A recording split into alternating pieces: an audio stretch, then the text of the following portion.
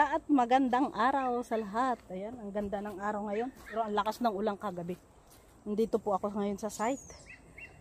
At ipakita ko po sa inyo yung ano nang nagawa kagabi, kahapon. Mga kabayan, mula dito, 2 oras. Yan po nagawa niya yung daan. Yan. Hanggang dito po. Tapos linagyan ko na po ngayon ng ano para straight yung gagawin niyang daanan. Kaya yan mga kabayan yung ginagawa niya kahapon.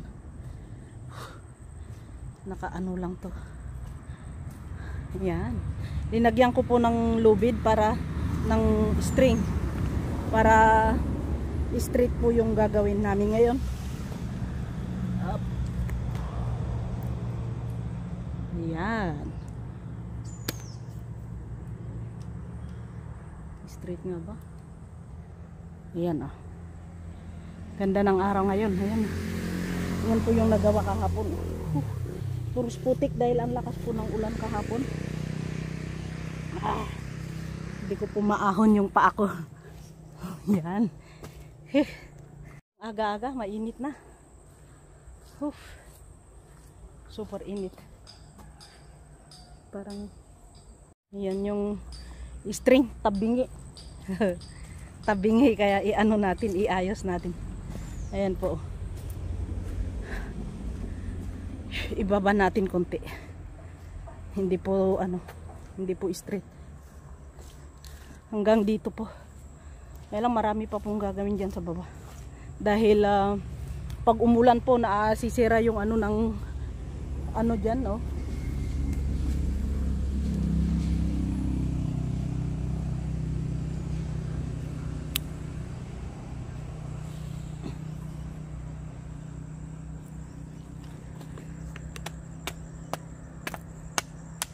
Ayan o.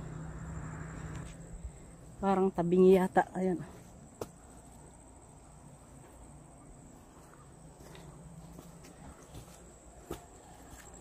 Parang tabingi. Ayan. Tabingi nga. Medyo umano doon. I-adjust po natin sa bandaron. Ayan mga kabayan. May buko po dito. Itanim natin dito. Kasi sayang din, meron pa pong isa doon sa taas. Ayun kunin natin at itanim din natin. Sayang, kaysa naman nasisira. At saka pag hinayaan po kasi natin dito mga kabayan, matatabunan lang kasi papatabunan ko naman to. Ayan sayang, malaki na. Ayan mga kabayan.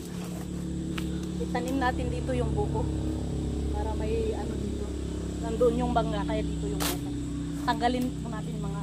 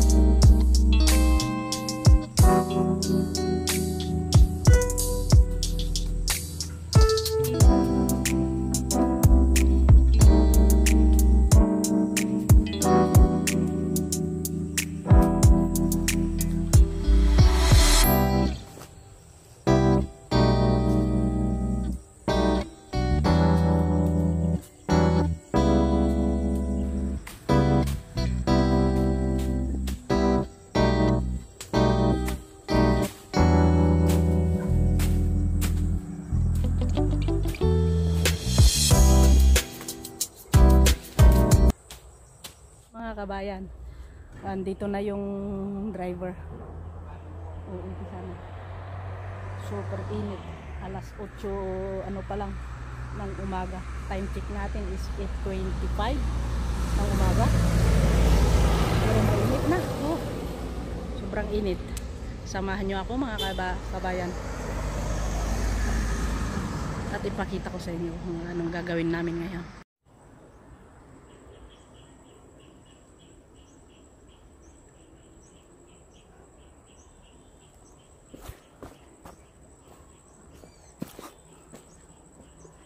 Ay.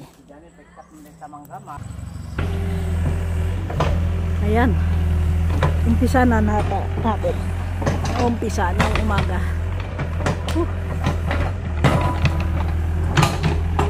Ginagawan pa rin ng tinanggal lang yung bato para makadaan. Mga kabayan, nabutasan na. Ang lapad niya is 1 meter at ang lalim is 1.5 meter.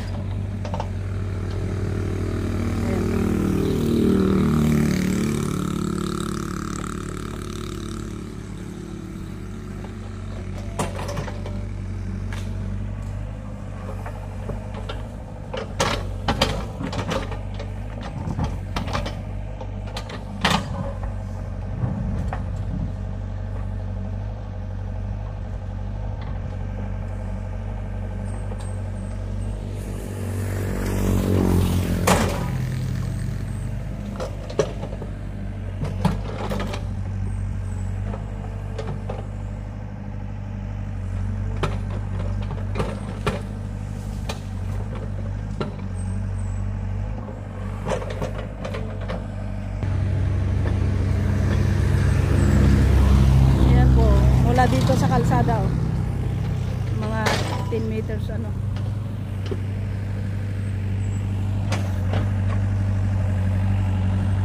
Ayan mga kabayan ang natapos niya. Medyo malalim na rin po doon sa kabila doon. Almost 2 meters yung lalim instead na 1.5 na 1.5. Ginawang parang 2 meters para mas ano. Sana hindi uulan kasi makulimlim po ang langit oh. Saka dito medyo mas malalim kaya iniisip niya kung paano gagawin ng ano.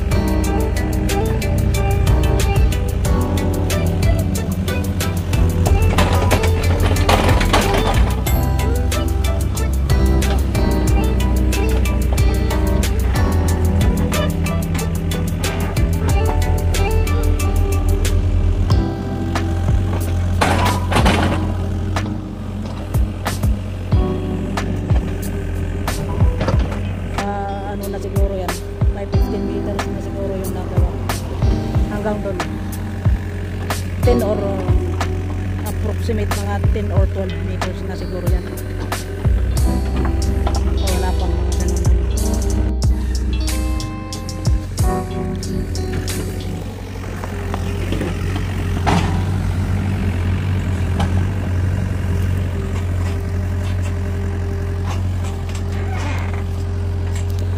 mga kabayan, medyo mahaba-haba na rin, parang makakalahati na yata hanggang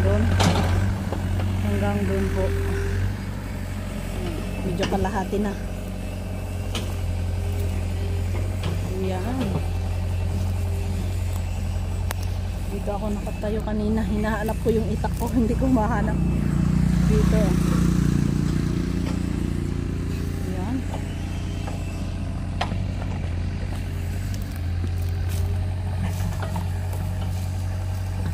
ayan, malalim po.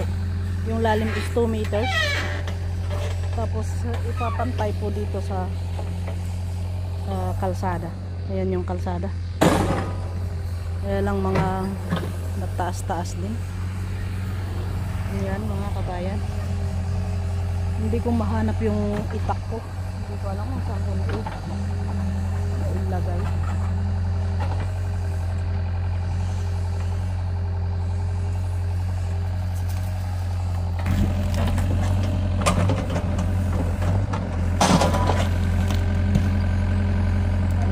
Kalahati na yung magagawa, kaya sana hindi uulan para matapos ngayon.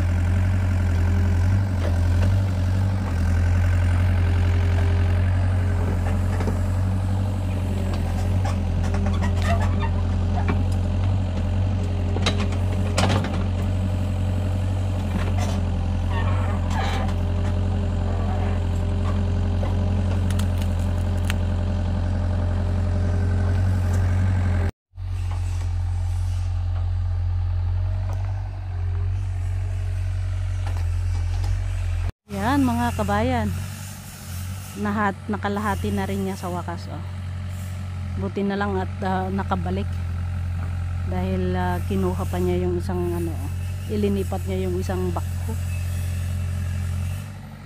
saka kinuha niya yung isang truck. Ayan, sana hindi uulan para matapos. Baka mayroon pa bukas, kalahating araw niya siguro. Hindi niya matapos kasi 2 meters din ang nangyari doon sa ang lalim niya.